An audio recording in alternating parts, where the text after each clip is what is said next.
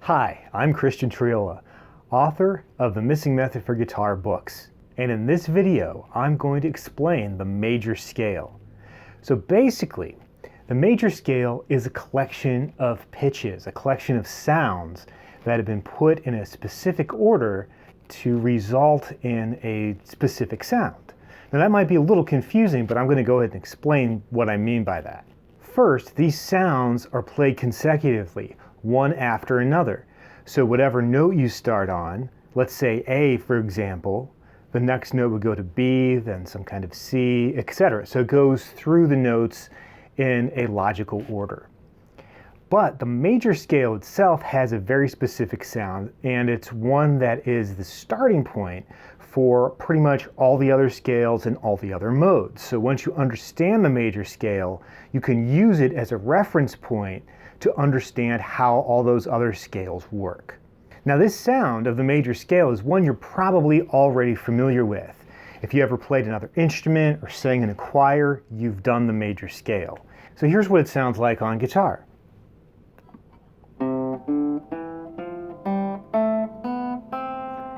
That's what it sounds like forward, and then backward.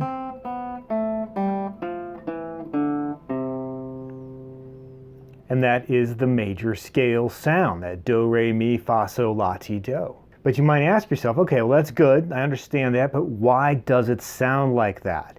And the reason is it follows a specific set of whole steps and half steps. So whole steps and half steps are simply measurements of sound, how far you're going from one note to the next. So a half step is the smallest distance between two sounds on the guitar. So let's say I go from note C on the second string to a C sharp. That's the sound of a half step. A whole step is going from C to D. You can hear there's a different sound there. Half step, whole step.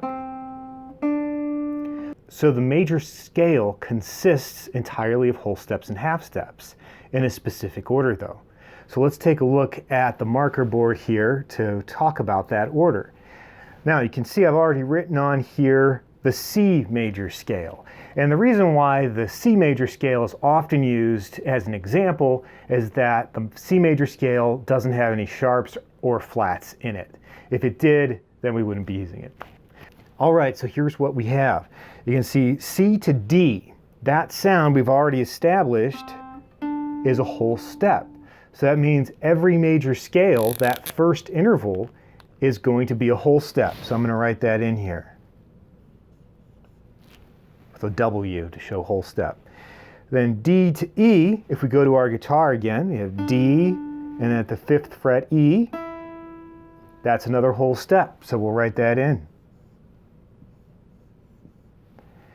Then we're going to go from E to F. Now if you do that on the first string, that of course is open first string to the 1st fret. There's nothing in between those two. So that's the smallest distance you can have, therefore it's a half step. Then F to G, going back to that first string, you can see that's a whole step again.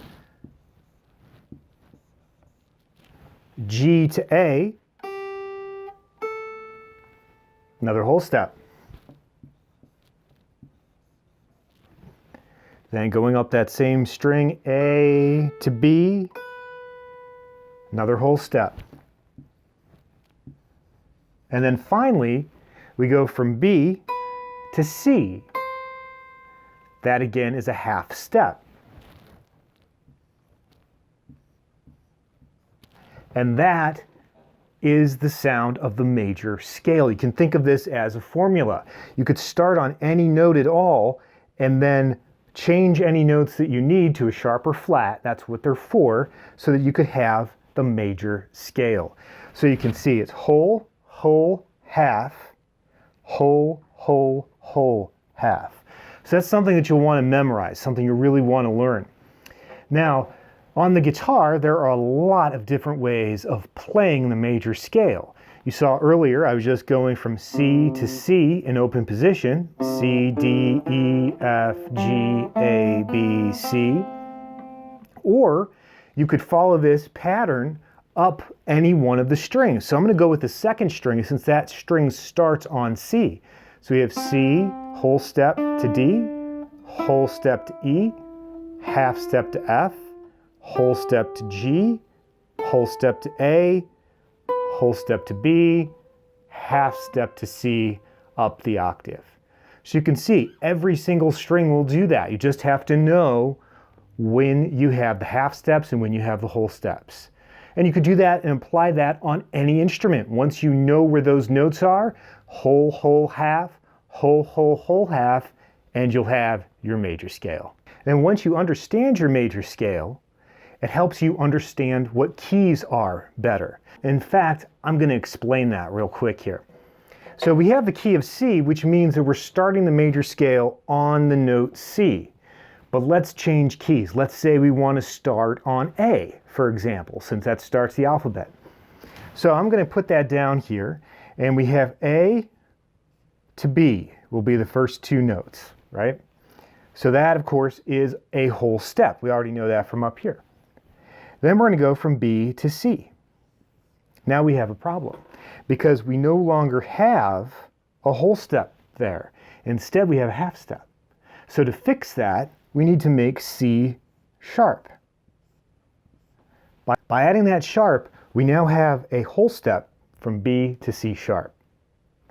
All right, let's continue. C sharp to D is a half step, and that's exactly what we need.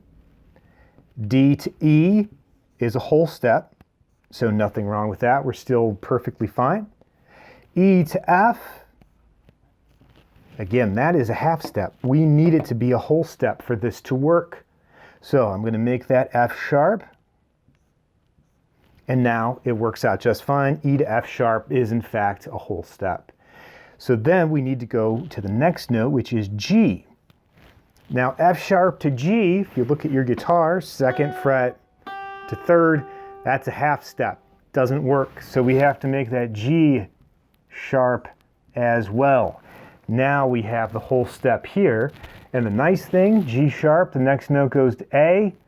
That's the half step.